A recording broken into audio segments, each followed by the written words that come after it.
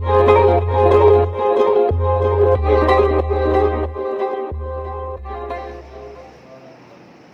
పెద్దవారు వరకు వారి కొరకు మీరు కనిపెట్టుకుందురా. మీరు వారి కొరకు కనిపెట్టుకొని పురుషుడు లేక ఒంటరి కత్తెలై ఉందురా.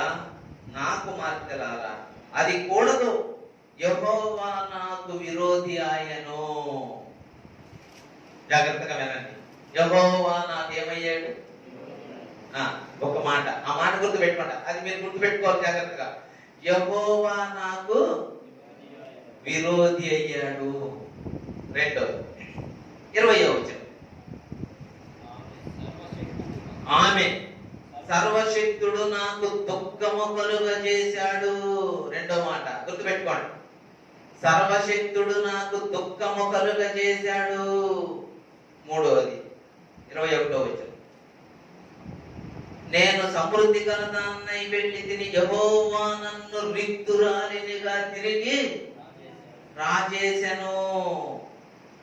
అక్కడే మీరు నన్ను నయోమి అని పిలవనేలా. యెహోవా నా మీద విరుద్ధముగా సాక్ష్యము పలికెను.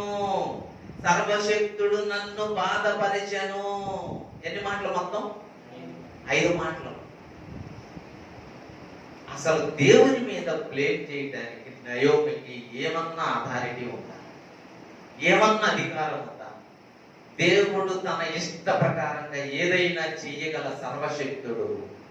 ఆయన పుట్టించగలడు, ఆయన చంపగలడు, ఆయన ధనవంతుడిగా చేయగలడు, దరిద్రుడిగా చేయగలడు, ఆయన హెచ్చించగలడు, ఆయన తగ్గించగలడు. ఆయన ఒక్కడే చేయగలడు ఆ పని. ఆయన అన్నాడు, నేను గుప్పిని మూస్తే ఎవడన్నా తీయగలిగిన వాడు ఉన్నాడా అన్నాడు. ఎవడు లేడండి. నేను గుప్పిని విప్పితే మూయగలిగిన వాడు ఎవడైనా ఉన్నాడా? నేను అవునంటే కాదనగలిగిన వాడు ఎవడు లేడండి. అట్లాంటి దేవుని మీద నయోమి బ్లేమ్ వేస్తుంది. నయోమి ఏం చేస్తుంది? నీకు నిజంగా విరోధి అన్న దేవుడు నయోమి. ఒక్కసారి ఆలోచించి, నిజంగా దేవుడు ఎవరికి విరోధి? అసలు దేవుడు ఎవరికైనా విరోధంగా ఉంటాడు? దేవుడు ఎవరికైనా విరోధంగా ఉంటాడు?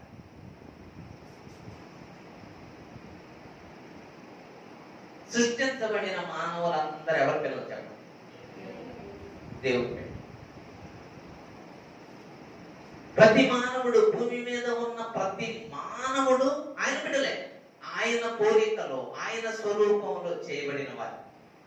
కొందరు బాగా అందంగా తెల్లగా ఉండొచ్చు, కొంతమంది నల్లగా ఉండొచ్చు. నల్లగా ఉన్నందువల్ల ఎవరు కించిపరచాల్సిన అవసరం లేదు, తెల్లగా ఉన్నందువల్ల ఎవరు హెచ్చుకోవడానికి వీలు. మనమేమి హెచ్చుకోవడం అవసరంలా. మానవులందరూ ఆయన బిడ్డలే. కానీ ఆయన ఒక జాతిని ఎన్నుకున్నాడు తన సొత్తుగా. వారే ఇశ్రాయేలీయులు. వాళ్ళ కోసం శ్రేష్టమైన దేశాన్ని ఉంచాడు. వాళ్ళకి కరువు రాని దేశంలో ఉంచితే వాళ్ళ ఇష్టానుసారంగా ప్రవర్తించి కరువు రాగానే వెళ్ళిపోయి ఇప్పుడు దేవుని మీద బ్లేమ్ వేస్తున్నారు. దేవుడు నాకు విరోధి అయ్యాను. అసలు దేవుడు అన్న మాట ఒకసారి మనం ఆలోచన చేద్దాం. దేవుడు అన్న మాట ఒకసారి ఆలోచన చేద్దాం. నిర్గమకాండం గ్రంథం మనం ఒకసారి దేవుడు అన్న మాటని మనము ఆలోచిద్దాం. నిర్గమకాండం 23వ అధ్యాయం 22వ వచనం. 23వ అధ్యాయం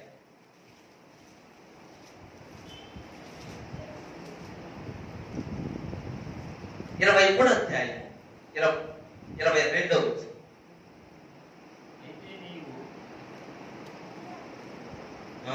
23వ అధ్యాయం 22వ వచనం.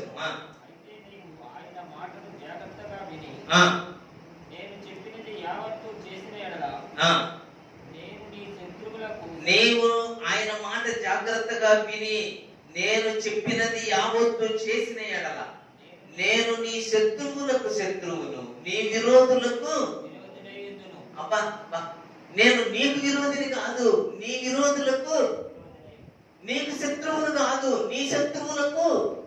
ఎప్పుడు? ఆయన మాట విని ఆయనది చెప్పిన యావత్తు నువ్వు చేస్తే, నువ్వు దేవుడు నీకు ఎప్పుడు శత్రువు కాదండి. నువ్వు ఆయన చెప్పినట్టు చేస్తే, నీకు కనుక ఎవరైనా శత్రువులుంటే వాళ్ళకి ఆయన శత్రువు. ఆయనకు విరోధంగా ఆయన ఉంటాడు. అంతేగాని నీకు విరోధంగా ఎప్పుడు ఏం పని చేయడండి దేవుడు. దేవుడు ఎవరికి విరోధి కాదు. మనం దేవుని మీద ఎప్పుడు నిందేయకూడదండి. పొరపాటు అంతా మనలో ఉంటది, పొరపాటు అంతా తప్పు అంతా మనలో ఉంటది. నింద ఎవరి మీద వేస్తాం? ఈమె అంటానికి కొన్ని కారణాలు చెప్పింది. నాకు చాలా దుఃఖం కలుగు చేశాడు, అందుకు నేను ఆయన నాకు విరోధంగా ఉంటాడు. నన్ను రిక్తురాలినిగా రాజేశాడు, అందుకు ఆయన నాకు విరోధంగా ఉంటాడు అన్న. నాకు చాలా బాధ పెట్టాడు, నన్ను ఏం చేశాడు అంటే, నాకు యెహోవా చాలా బాధ కలుగజేశాను. 21వ వచనం చివరి లైన్లో నాకు చాలా బాధ కలుగు చేశాడు. ఒకసారి నిజంగా మనసు పెట్టి ఆలోచిద్దాం. బెత్లెహేము నుంచి వెళ్ళమన్నాడండి ఈమెని? వెళ్ళమన్నాడా దేవుడు? నువ్వు నయోమి ఇక్కడ కరువుగా ఉంది కనుక నువ్వు మోయాబుకి వెళ్ళి అక్కడ నిన్ను పోషిస్తానని దేవుడు చెప్పాడా? అంటే చేసిందంత ఎవరు? చేసిందంత ఈమె. నిందెవరి మీద? చేసేదంతా నువ్వు, నిందెవరి మీద? ప్రజలు చాలా జాగ్రత్తగా దేవుని మీద మనం ఎప్పుడు నింద వేయకూడదండి. అసలు నువ్వు వెళ్ళకపోయి ఉంటే మోయాబు, నువ్వు ఈ దేశాన్ని వదిలిపెట్టి వెళ్ళకపోయి ఉంటే ఈ స్థితి నీకు వచ్చేది కాదు కదా నయోమి. నీ సొంత పెత్తనంతో, నువ్వు సొంత ఇష్టంతో ఇక్కడ బ్రతకాల్సిన నువ్వు, దేవుని సన్నిధిలో ఉండాల్సిన నీవు, బెత్లెహేములో ఉండాల్సిన నీవు, దేవుని ప్రజలను, దేవుని సహవాసాన్ని, దేవుని సన్నిధిని విడిచిపెట్టి శాపగ్రస్తమైన దేశానికి పోయి తిరిగి ఎవరి మీద నిందేస్తున్నావు? ఎవరి మీద నిందేస్తున్నావు? దేవుని మీద నిందేస్తున్నావు. ఇది న్యాయమేనా? అసలు న్యాయమేనా? న్యాయం. ఇప్పుడు కనపడింది అనుకో రూతు, నాకు గర తీసుకుని అమ్మబడి కొట్టాలి రూతు. ఎందుకు తెలుసా? దేవుడి మీద నిందేస్తావు నువ్వు, దేవుడిని అంటావు. ఆయన ముందే చెప్పాడు, నువ్వు నన్ను సేవిస్తే, నువ్వు నా మాటలు కైకొంటే నేను వర్షం ఇస్తానన్నా. ఎలా నా మాటల మీద? వర్షం లేదు, కరువు వచ్చింది. కరువు వస్తే ఇక్కడ ఉండాలి కానీ నువ్వు ఎక్కడికో, కరువు వస్తే పరిగెత్తుతావా? అబ్రహాము కూడా కరువు వచ్చింది. అబ్రహాము రాగానే, కరువు రాగానే ఏం చేశాడంటే, ఓరి నాయన ఎక్కడ కరువు వచ్చిందని పరిగెత్తాడు. పరిగెత్తగానే ఎక్కడ పరిగెత్తాడు? ఐగుప్తుకి వెళ్ళాడు. ఐగుప్తుకి వెళ్ళగానే ఐగుప్తు రాజు శారాన్ని తీసుకుపోయాడు. ఓరి నాయన గొప్పగా మనం వస్తే ఇంకొకటి జరిగింది ఏంటో నాయన. 12వ అధ్యాయం, ఆదికాండం 12వ అధ్యాయం, ఆదికాండం 12వ అధ్యాయం 10వ వచనం. అప్పుడు ఆ దేశంలో కరువు వచ్చెను, ఆ దేశంలో కరువు భారముగా ఉన్నందున అబ్రాహాము ఐగుప్తు దేశంలో నివసించుటకు అక్కడికి వెళ్ళెను. అతడు ఐగుప్తులో ప్రవేశించుడు సమీపించినప్పుడు అతడు తన భార్య అయిన శారాయితో, ఇదిగో నీవు చక్కని దానమైన ఎరుగుదు, ఐగుప్తీయులు నిన్ను చూచి ఈమె అతని భార్య అని నన్ను చంపి నిన్ను బ్రతకనిచ్చేదు. నీ వలన నాకు మేలు కలుగునట్లు, నిన్ను బట్టి నేను బ్రతుకున్నట్లు నీవు నా సహోదరువని దయచేసి చెప్పుమని. అబ్రాహాము ఐగుప్తులో చేరినప్పుడు ఐగుప్తీయులు ఆ స్త్రీ మిక్కిలి సౌందర్యవతి చూచిరి. ఫరో ఎదుట పదో యొక్క అధిపతులు ఆమెను చూచి ఫరో ఎదుట ఆమెను పొగిడిరి కనుక ఆ స్త్రీ ఫరో ఇంటికి కరువు తప్పించుకోవడానికి పోతే ఏమైంది? ఎప్పుడైనా గుర్తుపెట్టుకోండి, శ్రమ అయినా, బాధ అయినా, హింస అయినా, కరువైన, ఖడ్గమైన, మరణమైన అన్నాడు పౌలు గారు. క్రీస్తు ప్రేమ నుంచి మనలను దూరము చేయునా ఎవడు మనలను ఎడబాపును అన్నాడు. కరువైన, ఖడ్గమైన, హింస అయినా, బాధ అయినా, శ్రమ అయినా, శోధన అయినా ఏది మనల్ని ఎడబాపలేదంటే కరువు రంగాల్ని పరిగెత్తింది, మొత్తం పోగొట్టుకుంది. ఇప్పుడు అంటుంది, ఏమంటుంది? దేవుడి మీద, దేవుడు నాకు విరోధి అయ్యాడు, నన్ను దుఃఖ పెట్టాడు, నాకు బాధ కలుగు చేశాడు. బాధ కలగటానికి, దుఃఖం రావడానికి నువ్వే కారణం. ఇప్పుడు అబ్రహాము జీవితంలో దుఃఖం రావడానికి ఎవరు కారణం? అబ్రహామే కారణం. ఎవరు వదిలిపెట్టుకోమన్నారు? దేవుడు అన్నాడు, అబ్రహాం నువ్వు ఇక్కడ ఉన్నావు కదా, ఈ స్వాస్థ్యాన్ని నీకిస్తా, నీ సంతానానికి ఇస్తా, నువ్వు ఇక్కడే ఉండు అన్నాడు. అనంగానే బలిపేట కట్టాడు. దేవా ఎంత గొప్ప దేవుడు వయసు తలమంతా నాకు ఇస్తావా అని అక్కడ బలిపీఠం కట్టి ప్రార్థన చేశాడు. పైకి వచ్చిన 9వ వచనం లేకపోతే 8వ వచనం చూడండి.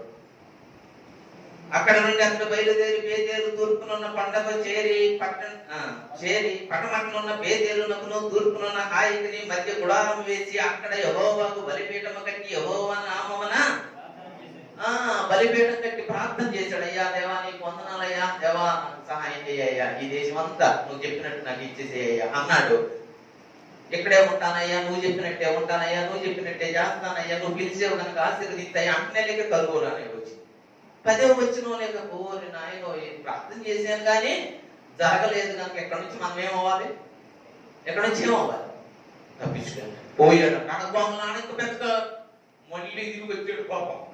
వెంటనే అక్కడి నుంచి ప్రియులారా పోవటానికైతే దేవుని చిత్తం లేకుండా బాబా పరిగెత్తుతాం, నష్టపోయిన తర్వాత తిరిగి వస్తాం. వెళ్ళింది, నష్టపోయింది, మొత్తం పోగొట్టుకుంది. నేను సమృద్ధి గల దానిగా వెళ్ళాను, అన్ని ఉన్నదానిగా వెళ్ళాను అంత 20వ వచనంలో. నేను సమృద్ధి గల దానిగా వెళ్ళి తిని అన్నదా 20వ వచనంలో. 21వ వచనం 21 నేను సమృద్ధి గల దానికి అన్ని ఉన్నదానిగా డబ్బులు ఉంటాయి, భక్తులు ఉంటారు, పిల్లలు ఉంటారు, అన్నితో అక్కడికి వెళ్ళాను. కానీ యెహోవా నన్ను ఒట్టి చేతులతో రిక్తురాలిగా రాజేశాను. ఆయన ఇట్లా చేశాడు నన్ను. ఎవరిని అంటుందండి, ఎవరిని అనాలి? నా కర్మట తగలబడిందయ్యా అంటలా, నన్ను ఆయనట ఊరికి దేవుని మీద నెందేయటం సులభం అండి. గుర్తు పెట్టుకోండి ప్రియులారా. ఎప్పుడు కూడా మనం దేవుని మీద ఎప్పుడు ఏదైనా జరిగితే మనం చేయాల్సిన పని ఏంటో తెలుసా? నా లోపం ఏంటి, నేను ఎక్కడ తప్పిపోయాను, నేను ఎక్కడ సరి చేసుకోలేదు, ఎక్కడ నేను దేవుని ఆజ్ఞలు మీరాను, ఎక్కడ దేవునికి విరోధంగా మాట్లాడాను, ఎక్కడ దేవునికి విరోధంగా నేను చేశాను అని మనము పరిశీలించుకోవాలండి. దేవుని మీద నెందేయడానికి వీలేదు. దేవుడు అన్నాడు, అదా నువ్వు ఈ పండు తినకూడదు, తిన్నావా చస్తావా అన్నాడు. చెప్పాడా లేదా? చెప్పాడా? చెప్పగల పండు తిన్నాడు. తిన్నప్పుడు దేవుడు అడిగాడు, నేను నీతో చెప్పినది, నేను తినవద్దన్న పండు తిన్నావా అంటే ఏం చెప్పాలా? ఏం చెప్పాలా జవాబు? అయ్యా తిన్నానయ్యా, పొరపాటు అయిపోయినా అంటలా. నాతో ఉండుటకు నేను ఇచ్చిది ఇప్పుడు ఎవరిది తప్పు? తప్పు ఎవరిది? నేను తినడానికి రాది కాదయ్యా, తప్పు ఎవరిది? నువ్వు ఇచ్చి అసలు ఎంత దేవుని మీద నువ్వు ఇవ్వకపోతే ఎవరు? నువ్వే నాకు ఇవి ఇవ్వకపోతే నేను తినేవాడిని కాదే. ఇలా గుర్తుపెట్టుకోండి, దేవుని మీద మనం ఎప్పుడు నిందమోకూడదు, దేవునికి వ్యతిరేకంగా విరోధంగా మనము మాట్లాడకూడదు. యెహోవా అను నా నామము పరిశుద్ధమైనది. ఇశ్రాయేలు దేశంలో యెహోవా అనే పేరు రాయరండి. యెహోవా అనే పేరు రాయరు. ఒకవేళ కోర్టులో కూడా అన్ని జడ్జిమెంట్ ఇచ్చిన తర్వాత యెహోవా అనే పేరు రాయాలంటే అప్పుడప్పుడు కొత్త పెన్న తెస్తారు. అప్పుడప్పుడు కొత్త పెన్న తెచ్చి దానిలో ఇంకు పోసి ఆ జడ్జిమెంట్ మీద యెహోవా అనే పేరు రాసి ఆ పెన్న నిరగొట్టేస్తారు. ఇక అక్కడ వాడకూడదు ఆ పెన్న. అంటే ఆయన నామము అంత పరిశుద్ధమైనది, అంత ఘనమైనది. ఆయన మాటను అందే అన్నాడు ఆయన 20 యెహోవా అను నేను పరిశుద్ధుడను, వ్యర్థముగా నా నామమును మీరు పదాజ్ఞల్లో ఇచ్చాడండి. పదాజ్ఞ ఈమె ఏం చేస్తుందో తెలుసా? ఆయనకు వ్యతిరేకంగా చేసిందంత తప్పు ఈమె, జరిగిందంత తప్పు ఈమె. కానీ ఏమంటుందో తెలుసా? యెహోవా నాకు విరోధంగా, నీకు విరోధంగా ఆయన ఎందుకు చేస్తాడు? ఆయన చెప్పాడు కదా, నీ శత్రువులకు శత్రువుగా ఉంటాను, నీ విరోధులకు విరోధిగా ఉంటాను. నీకు నేను ఎప్పుడు విరోధిని కాను, నిన్ను ప్రేమిస్తున్నాను. కానీ నువ్వేం చేసావో తెలుసా? నేను కరువు రప్పిస్తే నన్ను వేడుకోకుండా, నన్ను బతిలో ఆడుకోకుండా, నా మీద ఆధారపడకుండా, నేనుండమన్న స్థలంలో ఉండకుండా నీ సొంత పెత్తనం చేసావు, అక్కడికి వెళ్ళావు. జాగ్రత్తగా గుర్తుపెట్టుకోండి, వెళ్ళండి కానీ నష్టపోతారు అనేది దేవుడు గుర్తుపెట్టాడు. దేవుని సన్నిధిని విడిచి, దేవుని సహవాసాన్ని విడిచి, దేవుని బిడ్డలతో సహవాసాన్ని వదిలిపెట్టి, దేవుని మందిరాన్ని వదిలిపెట్టి నువ్వు దూరంకి వెళ్తున్నావా, వెళ్ళు. కానీ నష్టపోయేది నువ్వే. దేవుని మీద ఎన్ని నిందలు మోపింది చెప్పండి? ఎన్ని నిందలు మోపింది? 5 నిందలు మోపింది. ఆయన నాకు విరోధి అయ్యాడు. అసలు దేవుడు ఎవరికి విరోధి? ఎవరికి విరోధి దేవుడు? అమాలేకీయులకు కూడా దేవుడు విరోధి. చూడండి నిర్గమకాండం 17వ అధ్యాయం. నిర్గమకాండం 17వ అధ్యాయం.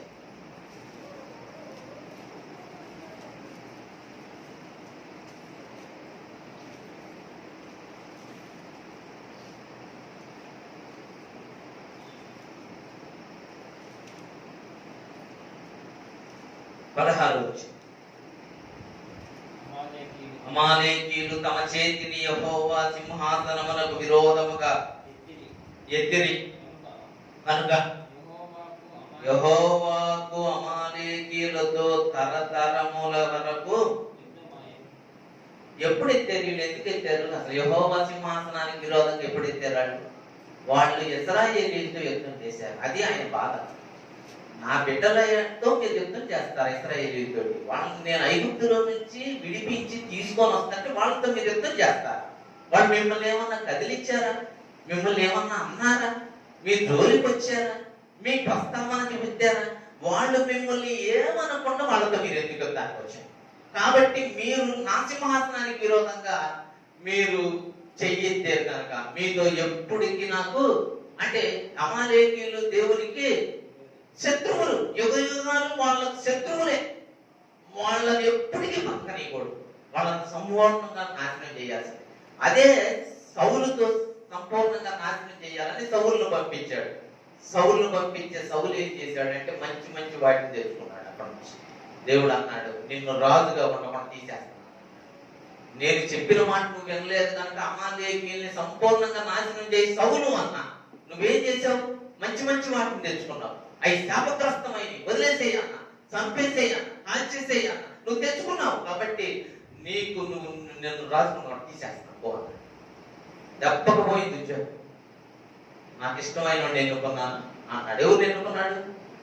దావీదుని ఎన్నుకున్నాడు. వీళ్ళని గుర్తుపెట్టుకోండి, దేవునికి విరోధి ఎవరు అంటే దేవునికి వ్యతిరేకంగా పనిచేసేవాళ్ళు, దేవుని ఆజ్ఞలు మీరేవారు, దేవుని అన్యాయం. అంతేకాదు అసలు దేవునికి విరోధంగా పాపం చేయటం అనేది యోసేపు చెప్పాడు. 39వ అధ్యాయం ఆదికాండం 9వ వచనం ఏమన్నాడో చూడండి. 39వ అధ్యాయము 9వ వచనం.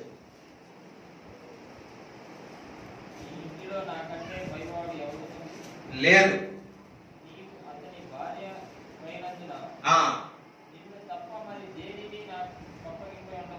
అప్పగించి ఉండలేదు. కాబట్టి నేను ఎట్లు ఇంత ఘోరమైన దుష్కార్యం చేసి దేవునికి విరోధముగా, దేవునికి విరోధమైంది ఏంటి చెప్పండి? అసలు పాపమే. దేవునికి విరోధమైంది పాపం. నేను ఇంత దుష్కార్యం చేసి, ఎంత పాపం చేసి దేవునికి విరోధంగా నేను ఎట్లా? ఎవరు పాపం చేస్తారో, ఎవరు దుష్కార్యం చేస్తారో, ఎవరు దేవునికి విరోధంగా ఉంటారో వాళ్ళు దేవునికి విరోధం. అంతేగాని ఈమెకి ఎందుకు విరోధి అయ్యాడు?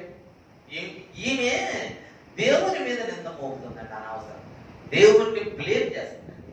విశ్వాసీ జీవితంలో నేర్చుకోవలసిన ఒక పాఠం ఏంటంటే, నీకు ఎన్ని సంభవించినా, ఏమి జరిగినా అది నీ పొరపాటే గాని దేవుడు మాత్రం ఎప్పుడు నీకు అన్యాయం. ఇంత మాట అంద కదా, ఇవంతా ఇంత మాట. ఈమె చెప్ప పెట్టకుండా సొంత పెత్తనంగా వెళ్ళిందా? దేవుని సన్నిధిలో ఉండకుండా వెళ్ళింది. ఆమెకి తగిన శాస్త్రే జరిగింది. ఆ శాస్త్రి తీసుకొచ్చి ఎవరికి పెడుతుంది? ఇప్పుడు ఈమె ఇట్లంటే యోబు ఎట్లా?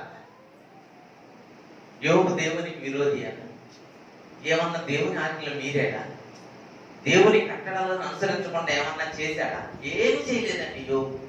యోబు గురించి దేవుడే చెప్పాడు. యథార్థవర్తనుడు, న్యాయవంతుడు, యెహోవా యందు భయభక్తులు కలిగిన వాడు, చెడుతనమును విసర్జించిన యోబు వంటి వాడు భూమి మీద ఒక్కడు కూడా. ఎవరు చెప్పారు స్టేట్మెంట్? దేవుడే చెప్పాడు. మరి అలాంటప్పుడు యోబుకి ఆస్తి అంతా పోయింది. 10 మంది పిల్లలు ఒక్కరోజే చచ్చిపోయారు. శరీరం అంతా కురుపులు వచ్చినాయి. ఎంత భయంకరంగా వచ్చినప్పుడు యోబు ఏమన్నా చెప్పండి.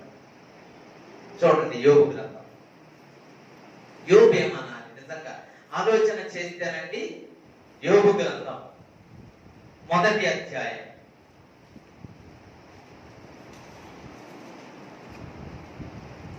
యోబు గ్రంథం 1వ అధ్యాయం 21వ వచనం నుండి. నేను నా తల్లి గర్భము నుండి దిగంబరినై వచ్చి తిని దిగంబరినై అక్కడికి తిరిగి వెళ్ళేదను.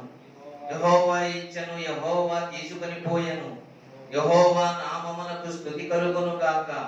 ఈ సంగతులలో ఏ విషయమందును యోబు ఏ పాపమును చేయలేదు, దేవుడు అన్యాయము చేశానని.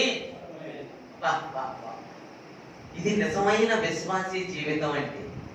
నిజమైన నాకు దేవుడు అన్యాయం. అసలు నీ సొంత పెత్తనం కలిగి దేవుడి మీద నిందేస్తే ఏం చేయాలి? ఋతులు ఏం చేయాలి? నయోమిని ఏం చేయాలి?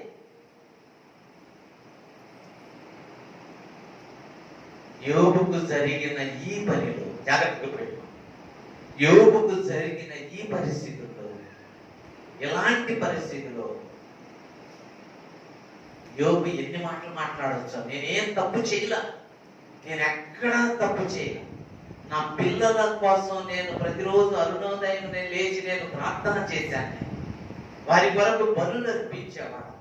నేను నీతి న్యాయములను అనుసరించి నడిచేవాడు. అయినా నాకు ఇలాగ జరిగింది, నన్ను దేవుడు ఇలాగ చేశాడు అనాలి. కానీ యోబు నోటి మాటతో కూడా ఏ పాపమును చేయలేదు, దేవుడు అన్యాయము చేశానని చెప్పలేదు. ఇప్పుడు మళ్ళీ రూతు గ్రంథంలోకి వద్దాం. రూతు గ్రంథం 1వ అధ్యాయం 21వ వచనం. చివరి లైన్.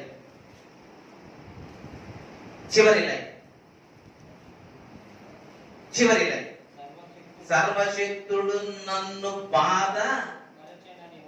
జాగ్రత్తగా సర్వశక్తుడు నన్ను బాధపరిచెను. మళ్ళీ యోబు గ్రంథంలోకి వద్దాం. జాగ్రత్తగా ఏంటంటే పట్టుకోండి. యోబు గ్రంథం 2వ అధ్యాయం 7వ వచనం. కాబట్టి అపవాది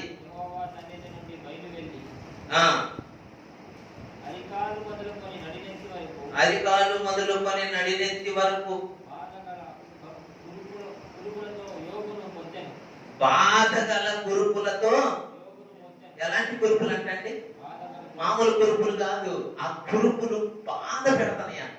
ఎంత బాధ పెడతాయో మనకు తెలియదండి బాబు. యోబు జీవితం కురుపులు వచ్చినాయి, ఒళ్ళంతా కురుపులు వచ్చినాయి. ఆ కురుపులు ఎట్లాంటి కురుపులు వచ్చినాయి అంటే బాధ పెడతాయి అంట.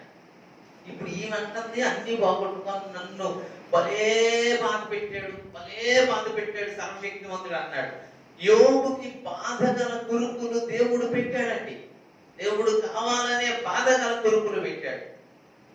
బాధగల కురుపులు పెడితే అక్కడ అన్నాడు, చూడండి ఏమన్నాడు. ఆ 3 స్నేహితులు వచ్చారంట. 3 స్నేహితులు వచ్చి వారు ఆ యొక్క బాధ చూడలేకపోయారంట. బాధ చూడలేకపోయారు, మౌనంగా ఉన్నారు. అయితే 10వ వచనం చదువుదాం. 10వ వచనం. అందుకతడు మూర్ఖురాలు మాట్లాడినట్లు నీవు మాట్లాడుతున్నావు. మనము దేవుని వలన మేలు అనుభవించదు, మా కీడును మనం అనుభవించ తగదని. ఈ సంగతులలో ఏ విషయమందును యోబు నోటి మాటతోనైనను. అసలు దేవుడు ఎవరికి విరోధి అనుకున్నాం ఇందాక? ఎవరికి విరోధి? పాపం చేసిన వాళ్ళకి విరోధి. యోబుకి ఎంత జరిగినా సరే నోటి మాటతో కూడా. మన నోరు అంటారు కదా, నరం లేని నాలుగేటైనా తిరిగింది. ఇప్పుడు అవును అంటాడు, కొద్దిసేపటికి కాదు అంటాడు. నరం లేదు కదా, ఇంకేం లేదు.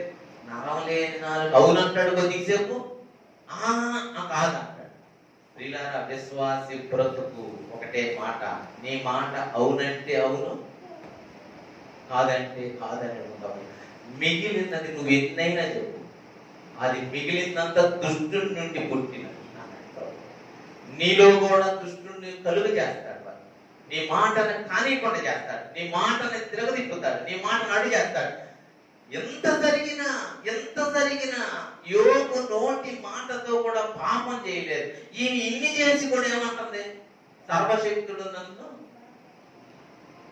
ఎంత తేడా అండి, ఎంత తేడా! యోబుకి ఎంత తేడా! దేవుడి మీద నిందేస్తావా? చేసిందంతా నువ్వయ్యి దేవుని మీద నిందేస్తావా? దేవుని మీద నిందేస్తావా?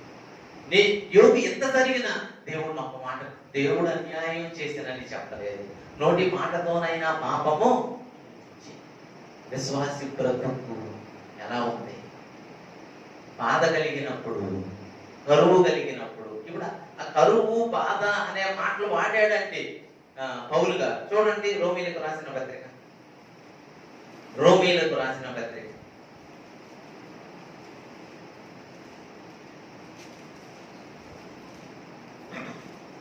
14వ అధ్యాయం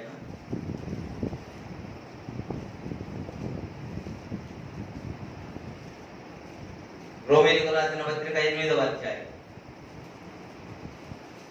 32వ వచనం, 35వ వచనం. 8వ అధ్యాయం రోమీలకు రాసిన పత్రిక 8వ అధ్యాయం 35వ వచనం. క్రీస్తు ప్రేమ నుండి మనల్ని ఎవడు ఎడబాపువాడు ఎవడు? శ్రమ అయినను, బాధ అయినను. బాధ యోగుకు వచ్చింది, నయోమికి వచ్చింది. ఎంతకు వచ్చిందా? బాధ అయినను, హింస అయినను, కరువు వచ్చింది, పరిగెత్తుకుంటూ అక్కడికి వెళ్ళింది. కరువు అయినను, వస్త్రహీనత అయినను, ఉపద్రవమైనను, ఖడ్గమైనను మనలను ఎడబాపునా. ఏదైనా దేవుడు మనకు దూరం చేస్తాయి అంటే చెయ్యమని ఆయన అభిప్రాయం.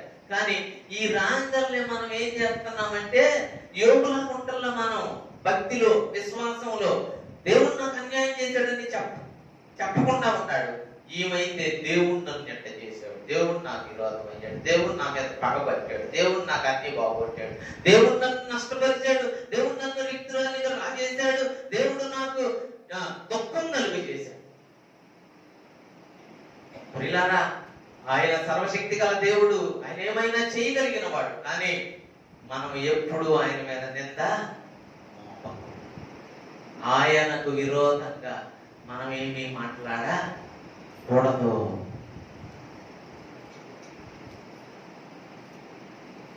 ఇశ్రాయేలు ప్రజల్ని దేవుడు చాలా బాగా ప్రేమిస్తాడు. ఇశ్రాయేలు ప్రజల్ని దేవుడు ప్రేమిస్తాడు కేవలం అబ్రహామును బట్టి, అబ్రహాము యొక్క విశ్వాసాన్ని బట్టి, అబ్రహాము నడిచిన విధానాన్ని బట్టి ఇశ్రాయేలు ప్రజలంటే ఆయన ప్రాణం. ఒకరోజు వాళ్ళు ఐగుప్తు దేశం నుండి ప్రయాణమై వస్తా ఉంటే, ఒక దేశం దగ్గరకు రాగానే అక్కడ బాలాకు అనే రాజు ఉంటాడు.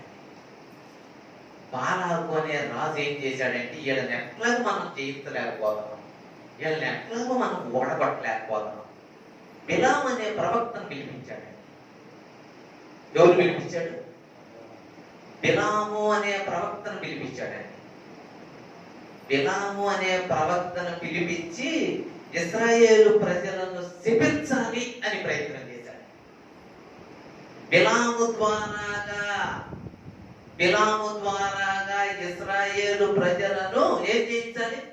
వాళ్ళ మీద శాపం వచ్చింది అనుకో, శాపం వస్తే వాళ్ళు, ఆయన కూడా మోయాబు రాజే, బిలాము అని ఆయన మోయాబు రాజు. మోషే ఆ మాట ఎత్తి రాపించాడండి మోషే ద్వారా. చూడండి ద్వితీయోపదేశకాండంలో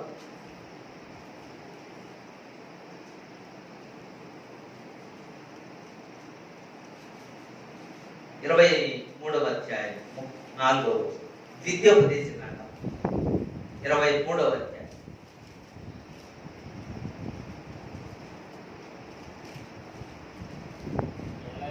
34వ వచనం. 4వ వచనం. ఎలయనగా మీరు ఐగుప్తులో నుండి వచ్చుచుండగా వారు అన్నపానములు తీసుకొని మిమ్మల్ని ఎదుర్కొని రాక నిన్ను శపించుటకు బహుమానం ఇచ్చి నదుల యారములోని పెతోరులో నుండి నీకు విరోధముగా బేరు కుమారుడైన బిలామును నీకు విరోధంగా మాట్లాడడానికి, నీకు విరోధంగా శపించడానికి ఎవరిని తెప్పించాడంట? బాలాకు రాజు బిలామును పిలిపించాడంట. బిలాము, నువ్వు వచ్చి కనుక శపించావనుకో ఇశ్రాయేలీయులు శాపగ్రస్తులైపోతారు, వాళ్ళు అంతమైపోతారు అన్నాడు. బిలాం గుర్రం గాడిదెక్కి బయలుదేరాడంట. గాడిదెక్కి బయలుదేరితే యెహోవా దూత ఖడ్గం తీసుకొని మధ్యలో నుంచున్నాడంట. ఎందుకు? బిలాముని వేసి పడేశాడు. నా ప్రజలకు విరోధంగా మాట్లాడటానికి వెళ్తున్నావా బిలాము? నేను నీకు విరోధి. నువ్వు నా ప్రవక్తవైతే అయ్యావు కానీ నా ప్రజలకు విరోధంగా మాట్లాడటానికి బయలుదేరావు కనుక నేను నీకు ఖడ్గం తీసుకొని నిలబడ్డా. సంఖ్యాకాండం 22-23 అధ్యాయాల్లో చదివితే చూడండి. సంఖ్యాకాండము 22వ అధ్యాయం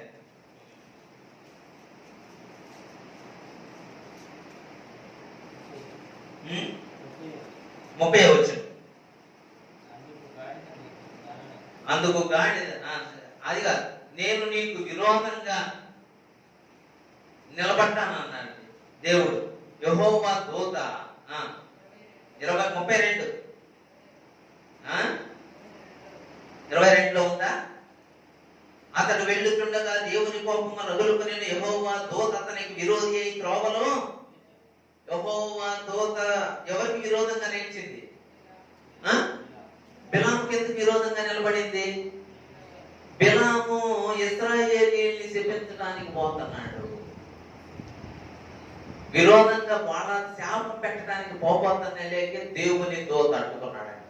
నా ప్రజలను శపించడానికి పోతావా బిలాము అని చెప్పేసి అడ్డంగా నిలబడ్డాడు. లేకపోతే గాడిద కనుక తప్పించుకొని ఉండకపోతే నీ తలకాయ లేపేసి ఉండేవాడిని బిలాము అని చెప్పి దేవునితో చెప్పాడు. ఆశ్చర్యపోయాడు. దేవుని ప్రజలకు, దేవుని బిడ్డలకు ఎప్పుడు మనం విరోధంగా ఉండకూడదు. దేవుని బిడ్డలకు మనం విరోధంగా మాట్లాడితే దేవుడు మనకు విరోధం అవుతాడు. దేవుని సన్నిధికి విరోధంగా మాట్లాడితే దేవుడు మనకు విరోధంగా మాట్లాడు. ఇశ్రాయేల్ పక్షాన అమాలేకీయులు యుద్ధం చేస్తుంటే వాళ్ళకు విరోధం అన్నాడు. బిలాము శపించడానికి పోతుంటే బిలాముకు విరోధంగా దేవుడు నిలబడ్డాడు. ఆయన వాళ్ళకు విరోధంగా నీకెందుకు విరోధం? నిన్నెప్పుడు ప్రేమించేదే, నిన్నెప్పుడు అభివృద్ధి చేసే దేవుడు. అయితే నువ్వు ఆయన మీద ఎప్పుడు నింద వేయకూడదు. ఆయన మీద ఎప్పుడు దేవుణ్ణి గురించిన నింద ఎప్పుడు వేయకూడదు.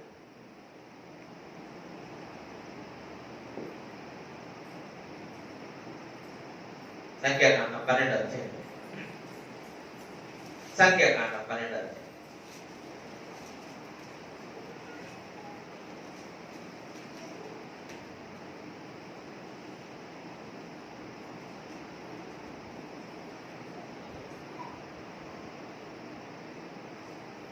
సంఖ్యాకాండం 12వ అధ్యాయం 1వ వచనం. మోషే కూషు దేశపు స్త్రీని పెళ్లి చేసుకుని ఉండెను గనక అతడు పెళ్లి చేసుకుని ఆ స్త్రీని బట్టి మిరియాము అహరోనులు అతనికి విరోధముగా మాటలాడిరి. వారు మోషే చేత మాత్రమే యెహోవా పలికించనా, ఆయన మా చేత పలికింపలేదా అని చెప్పుకోనగా యెహోవా ఆ మాట ఎవరు విన్నారండి? ఎవరికి విరోధంగా మాట్లాడతాంటే? నా సేవకుడైన మోషేకి మీరు విరోధమా? నేను మోషేని ఐగుప్తు రాజు అవ్వాల్సి ఉంటే నేను నా ప్రజలను విడిపిస్తారా? నేను ఎన్నుకుంటే, నేను తెచ్చుకుంటే, నా సేవకుడుగా ఉంటే నా సేవకుడికి మీరు విరోధం అవుతారా? దేవుని సేవకుడికి విరోధం అయితే ఎవరికి విరోధం? దేవునికి విరోధమే. నేను నా సేవకుడిని ఐగుప్తు రాజయ్యేవాడు లేకపోతే మోషే నేను ఏర్పరచుకున్నా. నా కోసం అల్పకాలం పాపభావం అనుభవించడం కంటే, ఐగుప్తు ధనము కంటే, ఫరో యొక్క కుమార్తె యొక్క కుమారుని అనిపించుకున్నట్టు కంటే దేవుని ప్రజలతో నింద శ్రమ అనుభవించడం మేలని అన్నిటినీ వదిలిపెట్టి నా కోసం వస్తే నా సేవకుడు విరోధంగా మీరు మాట్లాడతారా? రండి, మీరు రండి, పొద్దున్నే రండి కూడా పొద్దున్నే రాగలే మిరియాం కుష్టి వచ్చేసి తెల్లని కుష్టి రంగుల ఊరు బయటకు తరిగారు. కుష్టిలోకి వచ్చినట్టు సమాజంలో ఉండటానికి వీలు లేదు, బయటకు. మోషే ప్రార్థన చేశాడు, అయ్యా క్షమించదేవా, ఇది పొరపాటు అయిపోయింది, నేను వినలేదయ్యా, నువ్వే విన్నావు. ఎవరు వింటారు మనం మాట్లాడుకునే? ఎవరు వింటారు? మనం మాట్లాడుకునేవి మనుషులు వింటారు అనుకుంటాం మనం, కానీ ఎవరు వింటారు? అసలు మోషే తెలియదు, దేవుడు వింటారు. నా సేవకుడికి వ్యతిరేకంగా మీరు నా సేవకుడికి విరోధంగా మాట్లాడుతున్నారంటే నాకు విరోధం అనే మీరు గుర్తుపెట్టుకోండి. మేము ఎవరికి తెలియకుండా మాట్లాడుకున్నామే, మీరు ఎవరు తెలియకుండా మాట్లాడుకోవచ్చు, కానీ చూస్తుంది ఎవరు? వింటుంది ఎవరు? వింటుంది ఎవరు? ఆయన వింటాడా? ఆయన వింటాడు. ఉంది యెహోవా భక్తులు మాట్లాడుకుంటేనంట యెహోవా చెవియొగ్గి ఉంది. మలాకీ గ్రంథంలో అన్నాడు, ఆయన భక్తులు మాట్లాడుకుంటా ఉంటానంట. చూడండి మలాకీ గ్రంథంలో వీళ్ళిద్దరు మాట్లాడుకుంటున్నారంట, అహరోను మిరియాములు. మలాకీ గ్రంథం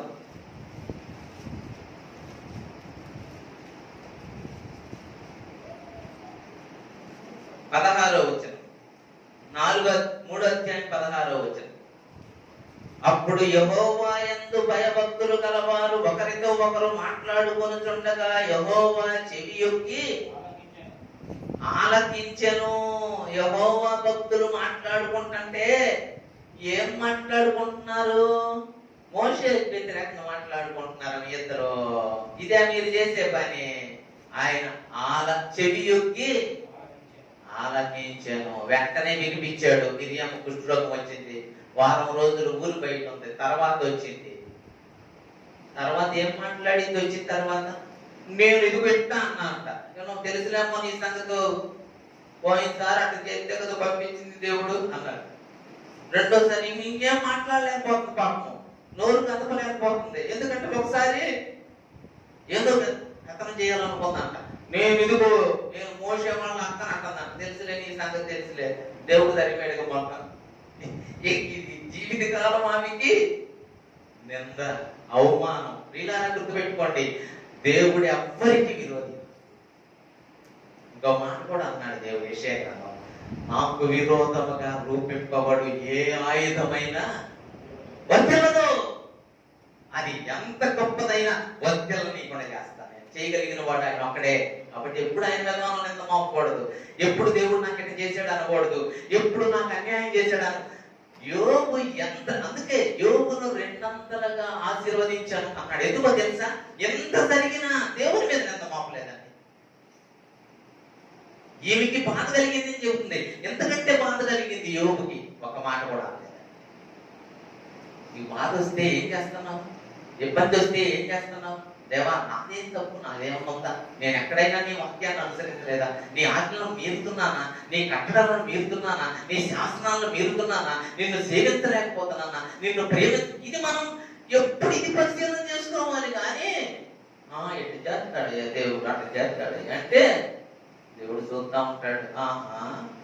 చేసిందంతా నువ్వు ఇన్ని చేసినా సరే నన్ను అట్ట చేశాడు, నన్ను ఎట్ట చేశాడు, నన్ను అట్ట చేశాడు అంట. గురిగింతకేం కనపడతాం? గురిగింతకేం కనపడతాం? గురిగింతగా దానికి ఉన్న నలుపు అసలు కనపడనే. తను చేసిన తప్పులేమి కనపడవంట. దేవుడు చేసి ఇతరులు చేసి ఏ కనపడ.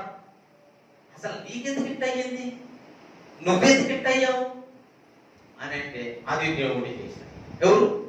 అట్లాగా దేవుడే నడిపి, దేవుడే నాకు ఇట్లా చేశాడు. దేవుడి మీద నిందేయడానికి మనం ఉంది.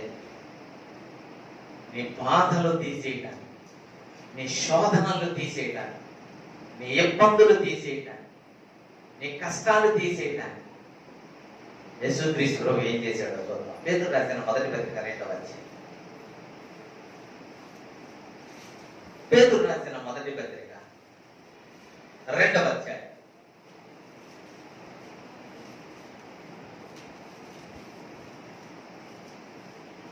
21వ వచనం.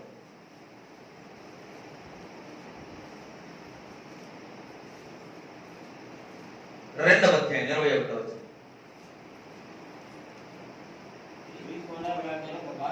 క్రీస్తు కూడా మీ కొరకు బాధపడి. చాలు చాలండి. నువ్వు అనుకుంటున్నావు నాకే బాధ, నాకే కష్టం, నాకే శ్రమ, నాకే ఇబ్బంది, నాకే సమస్య, నాకే శోధన, నాకే నష్టం, నాకే అనుకుంటున్నావేమో. క్రీస్తు నీ కోసం బాధపడ్డాడు. ఆ మాట గుర్తుపెట్టు. ఆయన పాపము లేనివాడు, ఆయన పరిశుద్ధుడు, తండ్రికి ఇష్టమైన కుమారుడు. ఆయన అన్నాడు, నాలో పాపమున్నదని మీలో ఎవరైనా. పాపము లేని ప్రభు ఎందుకు బాధపడ్డాడు? అక్కడ రాశాడు, మీ కొరకు. మన బాధలు పోగొట్టడానికేనండి, మన సమస్యలు ఆయన దగ్గరికి రాము మనం. అది వచ్చిన సమస్య అంతా ఏంటంటే ఆయన దగ్గరికి రాము. అయ్యా మా కొరకు బాధపడ్డావయ్యా, మా బాధలు తీసేయడానికి వచ్చావయ్యా, మా కష్టం తీసేయడానికి వచ్చావయ్యా. అక్కడ రాము. మాకేం చేశాడు? నీ కొరకు బాధపడ్డాడు ఆయన, నీ కొరకు శ్రమ అనుభవించాడు, నీ కొరకు శిక్షించబడ్డాడు, నీ కొరకు 3 మేకల మధ్య వేలాడదీయబడ్డాడు, స్వరూపము కోల్పోయాడు, సమస్య కోల్పోయాడు, తనకున్నవన్నీ పోగొట్టుకున్నాడు, రిక్తునిగా దీనునిగా దాసుడిగా వచ్చాడు. ఆ మహాగొప్ప దేవుడు నీ కొరకు ఇన్ని చేస్తే ఏం చేసావు? నా కొరకు అంటున్నావా? నీ కొరకే బాధపడ్డాడు. నీ కొరకే. పాపం చేసింది మనము, దోషం చేసింది మనము.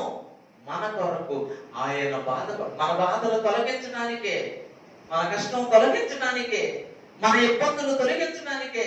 నువ్వు బాధపడ్డావని బాధపడిపోతున్నావేమో, కానీ నీ బాధను ఆయన సిలువలో భరించాడు.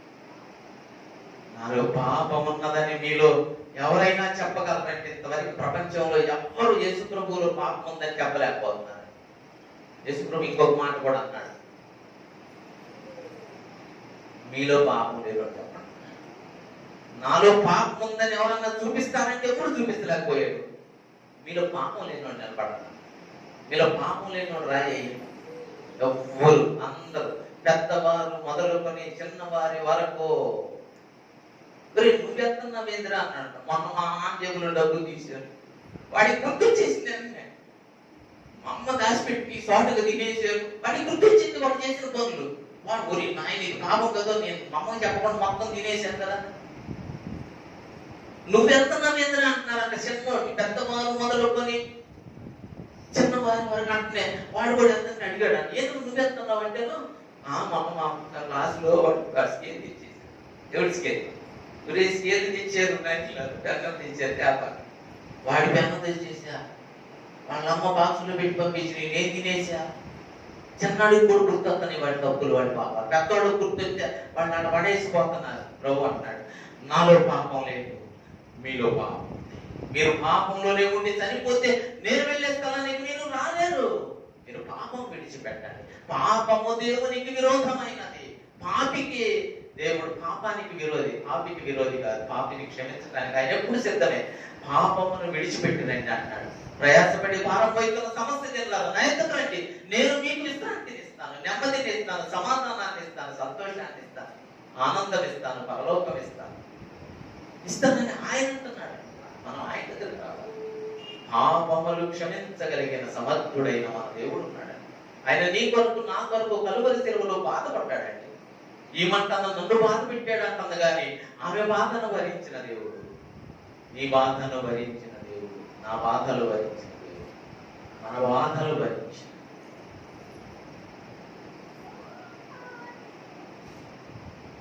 ఎక్కడ భరించాడు యేసు ప్రభు ఆ బాధలని? ఆయన మీద వేసుకున్నాడు. ఆయన మీద వేసుకున్నాడు. ఒక మాట చూద్దామండి. మార్కు సువార్త 5వ అధ్యాయం.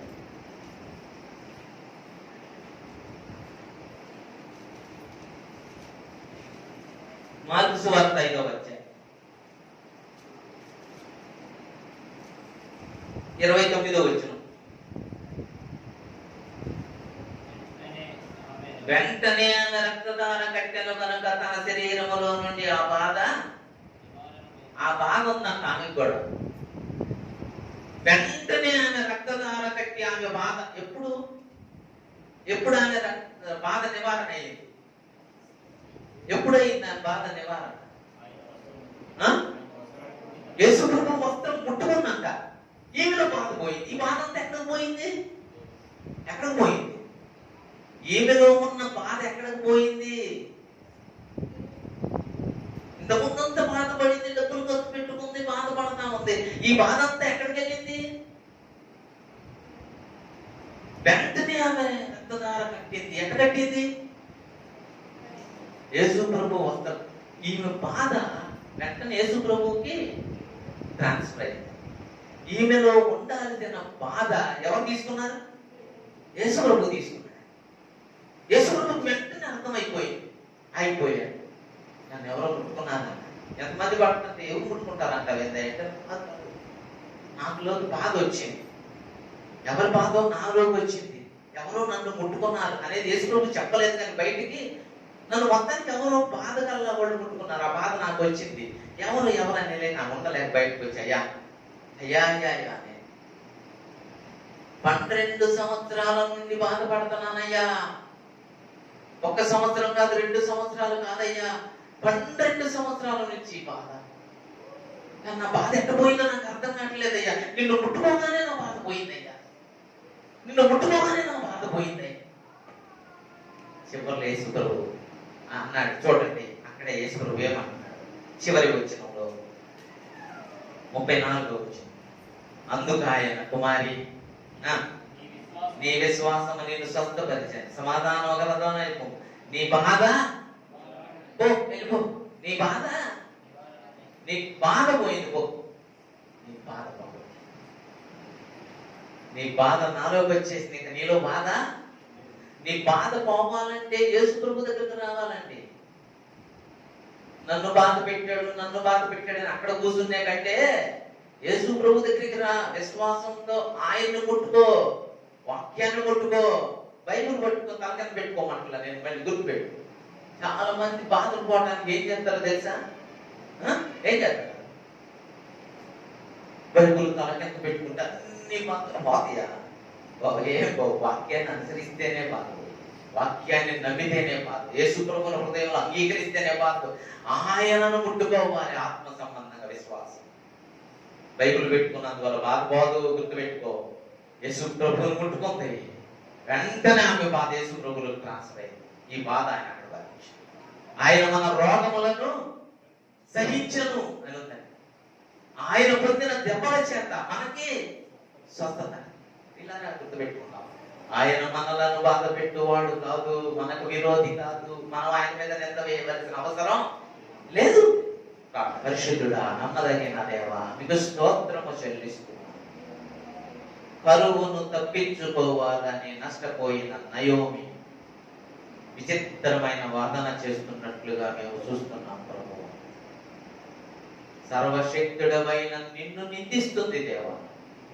మేము భక్తులముగా, విశ్వాసులముగా, నీ బిడ్డలుగా ఎప్పుడు అలాంటి పని చేయకుండా కృప చూపునాయి. మమ్మలను దర్శించి దీవించు దేవా, బలపరుస్తున్నాయి, సహాయము చేయి.